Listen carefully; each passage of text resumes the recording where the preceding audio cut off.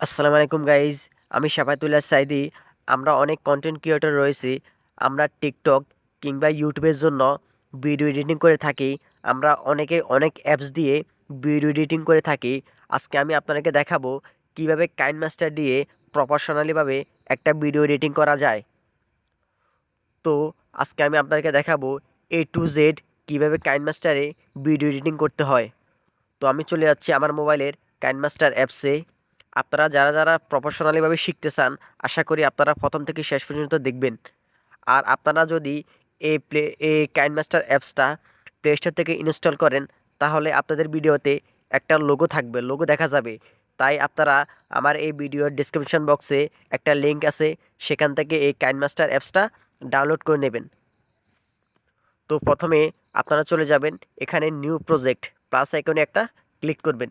এখানে ক্লিক করার পর এখানে অনেক রেশিও রয়েছে। আপনারা কিসের জন্য ভিডিওটা তৈরি করতে চান, ইউটিউব, টিকটক, ইনস্টাগ্রাম কিংবা ফেসবুক, আপনারা যেটার জন্য তৈরি করতে চান আপনারা ওই রেশিওটা সিলেক্ট করবেন। আমি এখান থেকে 16:9 ইউটিউব সাইজের এই রেশিওটা সিলেক্ট করছি। এখান থেকে ক্রিয়েটে একটা ক্লিক করছি। ক্লিক ক্লিক করার পর এখান থেকে আপনারা যে ভিডিওটা এডিট করতে চান ও ভিডিওটা সিলেক্ট করবেন। তো গাইজ, আমি একটা ভিডিও ইনপুট করছি। এখন আপনারা যদি এই ক্লিপের পাশাপাশি আরও অনেকগুলো ক্লিপ আনতে চান, আরও অনেকগুলো 5টা 10টা 15টা 20টা, আপনারা যদি এগুলো একসাথে আনতে চান, তাহলে এখান থেকে আবার মিডিয়াতে ক্লিক করবেন। মিডিয়াতে ক্লিক করার পর আপনারা আপনাদের ভিডিওটা সিলেক্ট করবেন। আপনারা দেখতে পাচ্ছেন এই ভিডিওর পাশাপাশি আমার আরেকটা ভিডিও চলে আসছে। এভাবে আপনারা যত ইচ্ছা ততগুলা ইম্পোর্ট করতে পারবেন। এটা হচ্ছে মিডিয়ার কাজ। তারপর দেখতে পাচ্ছেন লেয়ার। এখান থেকে লেয়ারে প্রথমে দেখতে পাচ্ছেন মিডিয়া। এখান থেকে আপনি আপনার এই ভিডিওর উপর যে কোনো ফটো কিংবা ভিডিও কিংবা লোগো আপনি এগুলো এনে অ্যাড করতে পারবেন। তারপর দেখতে পাচ্ছেন ইফেক্ট। ইফেক্টে প্রথমে দেখতে পাচ্ছেন বেসিক ইফেক্ট। প্রথমে দেখতে পাচ্ছেন গসিন ব্লার। এখানে আপনি যদি আপনার ভিডিওতে ব্লার ইফেক্ট অ্যাড করতে চান, তাহলে এখানে গসিন ব্লার অ্যাড করতে পারেন। আপনারা প্রথমে দেখতে পাচ্ছেন এই ভিডিওটা ব্লার হয়ে গেছে। আমি এই ব্লার লেয়ারটা যদি শেষ পর্যন্ত নিয়ে যাই, তাহলে দেখতে পারবেন প্রথম থেকে শেষ পর্যন্ত এই ভিডিওটা ব্লার হয়ে গেছে। এটা হচ্ছে ইফেক্টের কাজ। তারপর দেখতে পাচ্ছেন স্টিকার। আপনি যদি আপনার ভিডিওর উপর যে কোনো স্টিকার বসাতে চান, তাহলে আপনি এগুলা বসাতে পারবেন। তারপর দেখতে পাচ্ছেন টেক্সট।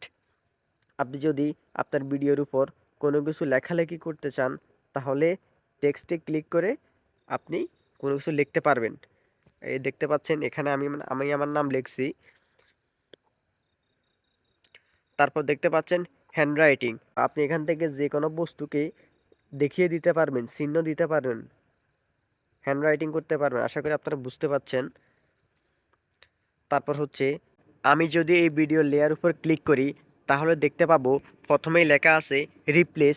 মনে করেন আমি একটা ভিডিও এডিটিং করব। আসলে আমি এখন যে ভিডিওটা ইম্পোর্ট করছি, আমি এই ভিডিওটা না, আমি অন্যটা এডিট করব, আমি এটা ভুলে নিয়ে আসছি। তাহলে এখান থেকে রিপ্লেসে ক্লিক করে আমি আমার এই ভিডিওটা, আসল ভিডিওটা সিলেক্ট করতে পারবো। তারপর দেখতে পাচ্ছেন ট্রিম।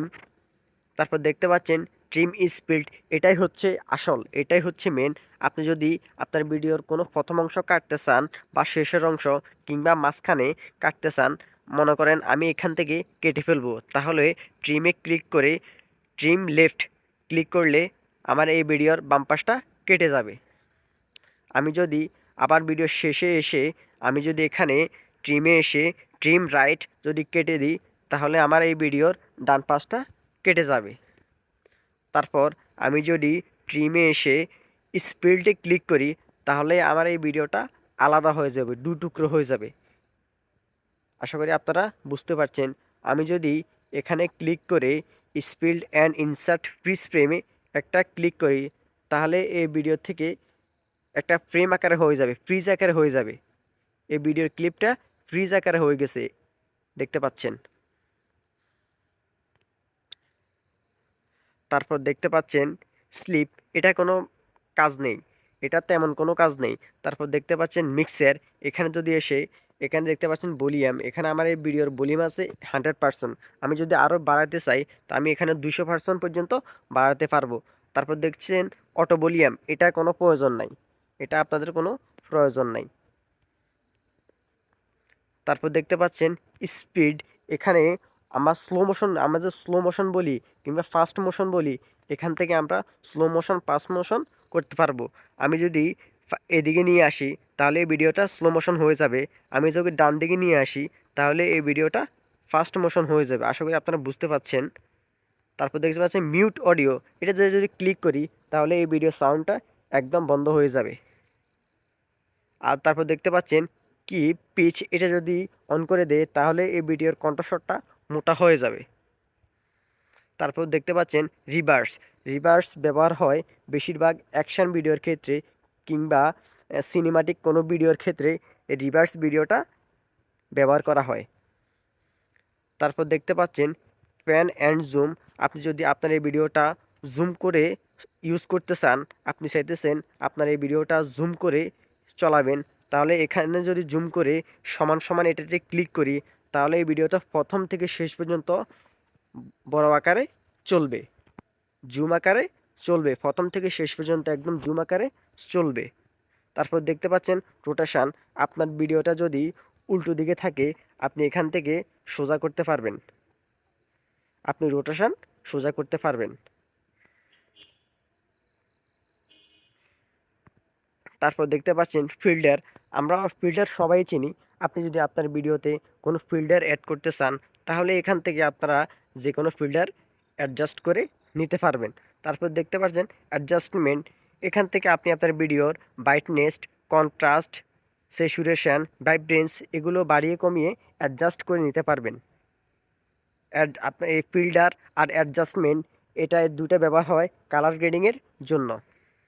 আপনারা তারপর দেখতে পাচ্ছেন প্লিক গ্রাফিক্স, আপনি যদি এটাতে ক্লিক করেন, আমরা যদি আমাদের ভিডিওর উপর কোনো লয়ার থার্ড ব্যবহার করতে চাই তাহলে এখানে ক্লিক করে বেসিক টাইটেল ইফেক্ট, এটা যদি ক্লিক করি এখান থেকে দেখতে পাচ্ছেন টাইটেল টেক্সট, এখানে আপনারা আপনাদের চ্যানেলের নামটা লিখে দিতে পারেন।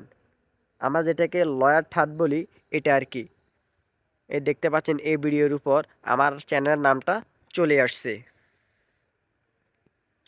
তারপর দেখতে পাচ্ছেন বিনেটি, এটা হচ্ছে ভিডিওর চারপাশটা একটু অন্ধকার হয়ে যাবে, যদি এটা চালু করে দেন, বিনেটি চালু করে দেন তাহলে ভিডিওর চারপাশটা অন্ধকার হয়ে যাবে। আপনারা তারপর দেখতে পাচ্ছেন ভলিউম এনভেলপ, তারপর দেখতে পাচ্ছেন ইকিউ, তারপর দেখতে পাচ্ছেন রিভার্ব, তারপর দেখতে পাচ্ছেন ভয়েস চেঞ্জ।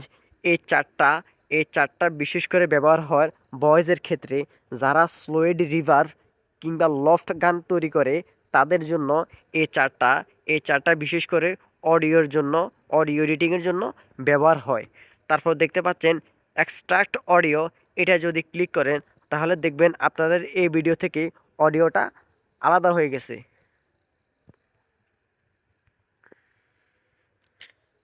তারপর দেখতে পাচ্ছেন ট্রান্সকোড, এখান থেকে আপনারা আপনাদের ভিডিও রেজুলেশনটা সিলেক্ট করে আপনারা ট্রান্সকোড করতে পারবেন।